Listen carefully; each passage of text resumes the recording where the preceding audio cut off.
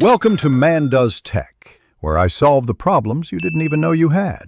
You begin by preparing the device and tools. Enable developer options and USB debugging so your PC can communicate. This authorizes ADB commands. Once done, install ADB on your computer and connect the Nothing Phone 1 with a USB cable, then accept the authorization prompt on the phone. Make sure to back up your launcher data and settings before you proceed, because you are about to change system behavior. These steps prevent accidental loss, and they let you test without committing to irreversible changes. You now execute the core command that disables the Google search bar. First, verify the phone is visible by running a DB devices, then open an ADB shell. Use the package disable command to disable the search bar provider for the primary user.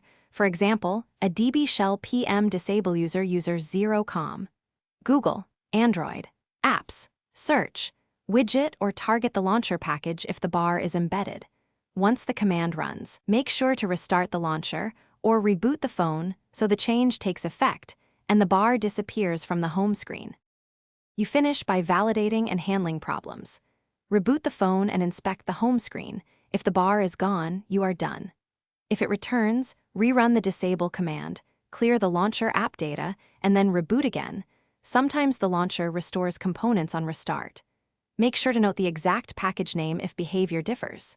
If things go wrong, re-enable the package with a DB shell PM enable package or restore your backup. This returns the default behavior without factory reset. Thanks for watching. If you found this helpful, don't forget to like and subscribe.